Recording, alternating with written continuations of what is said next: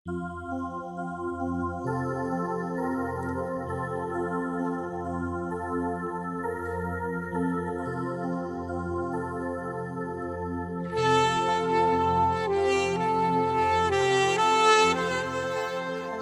berjumpa kembali, saya Romo Gregory Harapan SPD akan membawakan renungan untuk hari Minggu biasa ke-7 tahun A 2023. Berbuat lebih baik dari yang biasa. Setiap hari kita dikejutkan dengan berita tindakan kriminal, baik yang terjadi di kota maupun di daerah. Itu menjadi topik yang selalu ada di televisi, media sosial, media cetak lainnya. Kita bisa menjadi sasaran kejahatan kalau kita berada di tempat yang salah pada waktu yang salah. Ada berita penjamretan tas, kalung, dan HP. Ada pencurian dan perampokan. Ada perkelahian antara fans sepak bola. Perkelahian antara kampung, antara sekolah, antara geng, bahkan pembunuhan atas nama agama. Orang, kelompok atau organisasi membuat pembunuhan karakter yang masif terhadap orang lain. Ini terjadi pada dunia politik. Tetapi sekarang terjadi juga pada masyarakat umum, baik itu di tataran pemerintah maupun swasta. Dalam lingkungan gereja juga ada. Bahkan dalam komunitas biara pun terjadi. Ngeri sedap, kata Sultan Batu Gana. Akar dari praktek yang salah ini adalah pendidikan dasar dalam keluarga. Orang tua tidak lagi mempunyai waktu untuk anak-anak mereka.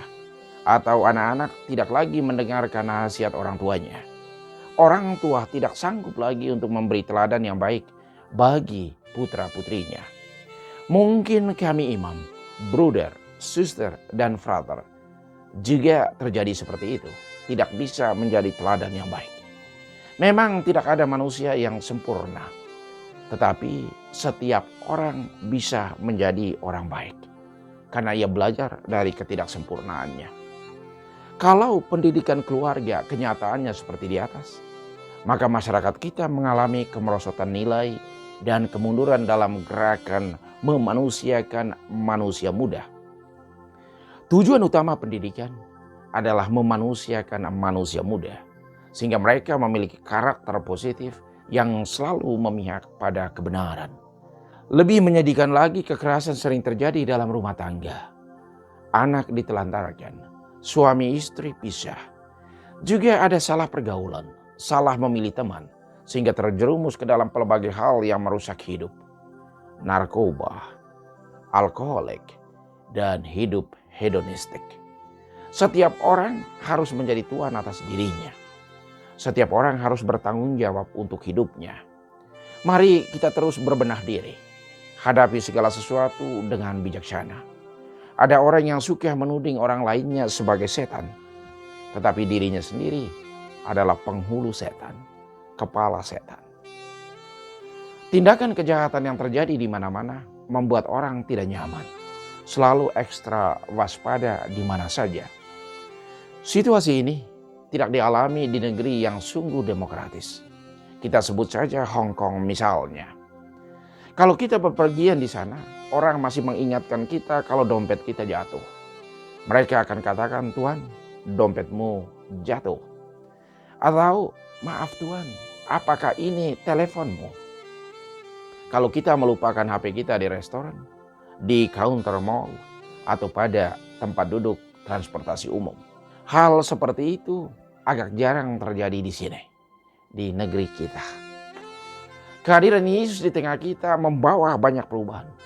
Perubahan yang paling radikal yaitu mengubah cara berpikir tentang siapakah sesamaku. Dan berbuat sesuatu yang lebih dari yang biasa. Tentunya lebih baik. Yang lebih dari biasa itu seperti mata ganti mata, gigi ganti gigi. Diubah Yesus dengan perintah mencintai musuh. Jangan membalas dendam. Diminta baju, berilah juga jubahmu. Diajak berjalan 1 mil, jalanlah bersama orang itu 2 mil. Dan berdoa bagi yang menganiaya kamu. Sesuatu perbuatan yang lebih dari yang biasanya. Inti ajaran Yesus yaitu melakukan yang baik dan menghindari yang jahat. Yang terjadi pada hukum Yahudi mengikuti hukum Musa, yaitu berlaku adil. Misalnya kalau orang memukulmu sekali, pukullah orang itu juga cuma sekali, tidak boleh lebih. Itu yang tersirat dalam hukum mata ganti mata, gigi ganti gigi. Orang dituntut berbuat adil dalam segala konteks huruf hukum. Hal ini dibuat untuk membatasi budaya kejahatan, kekerasan, dan berlaku semena-mena terhadap orang lain yang terjadi dalam budaya Yahudi. Yesus menegaskan jauh melampaui huruf hukum, yaitu berdasarkan semangat cinta yang sejati.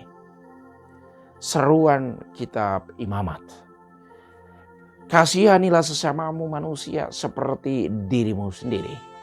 Kuduslah kamu, sebab aku Tuhan Allahmu kudus. Harus berterus terang menegur sesamamu. Jangan membenci saudaramu dalam hati. Jangan menuntut balas dan jangan dendam terhadap orang lain. Kasihilah sesamamu manusia seperti dirimu sendiri. Itu bisa dibaca dalam kitab Imamat. Bab 19 ayat 1 sampai 2, ayat 17 sampai 18. Sungguh indah. Penegasan Santo Paulus. Semuanya adalah kepunyaanmu. Tetapi kamu adalah milik Kristus. Dan Kristus adalah milik Allah. Kamu adalah bait Allah. Roh Allah diam di dalam kamu. Jangan ada orang yang menipu dirinya sendiri. Janganlah bermegah diri di atas hal-hal yang salah. Bisa dibaca dalam surat pertama Rasul Paulus kepada umat di Korintus bab 3 ayat 16 sampai 23. Kita melihat ajaran Musa versus ajaran Yesus. Kasihilah musuhmu. Ajakan Yesus untuk menggantikan hukum Musa. Mata ganti mata dan gigi ganti gigi. Selanjutnya Yesus menegaskan agar orang melakukan sesuatu yang lebih. Tentunya lebih baik dari apa yang sudah ada. Bila ada orang yang menampar pipi kananmu, berilah juga pipi kirimu. Bila ada orang yang menghendaki bajumu, serahkan juga jubahmu. Bila seseorang memaksamu berjalan 1 mil, berjalanlah bersama dia sejauh 2 mil.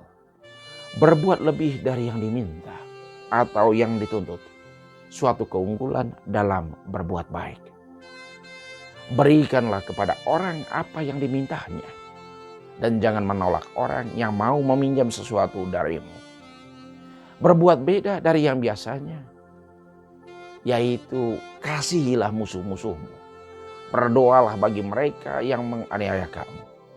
Semua orang harus ingat realitas ini. Bahwa matahari diterbitkan bagi semua orang. Dan hujan diturunkan bagi semua orang. Kita harus berbuat baik kepada siapa saja tanpa membedah-bedakan. Semakin beriman, hendaknya membantu kita untuk semakin berbela rasa. Hendaknya kamu sempurna seperti Bapamu yang di surga sempurna adanya. Bisa dibaca dalam Injil Matius bab 5 ayat 38 sampai 48. Ini suatu panggilan abadi. Tujuan seluruh kehidupan kita, yaitu bersatu dengan Allah Bapa yang adalah sempurna. Kita berjuang di dunia ini untuk berpartisipasi dalam kesempurnaannya. Saya mungkin tidak akan menjadi orang sempurna, tetapi saya pastikan saya bisa menjadi orang baik. Mari kita berbuat lebih dari yang biasa, supaya kebaikan menjadi cara hidup semua orang. Kita berjuang untuk menjadi bagian dari solusi, bukan bagian dari masalah. Hindari supaya jangan kita menjadi penyebab masalah, tetapi kita menjadi bagian dari solusi dari setiap masalah. Untuk menjadi solusi, perlu peran aktif setiap orang. Kita berperan aktif untuk menciptakan kesejahteraan sosial, baik secara material dan terutama secara spiritual. Kita bisa melakukan itu. Andaikan orang lain tidak mau berpartisipasi, berjuanglah selalu untuk hidup dalam suasana damai. Damai itu datangnya dari dalam, bukan dari luar. Sukacita juga demikian. Damai dan sukacita tidak bisa ditukar dengan uang atau materi. Itu adalah kekayaan spiritual. Damai dan sukacita tak bisa dibeli dengan materi. Ia hanya bisa diperoleh dengan kerendahan hati dan ketulusan. Damai itu indah. Jadilah bagian darinya. Mari kita berbuat lebih baik dari yang biasanya. Tuhan memberkati.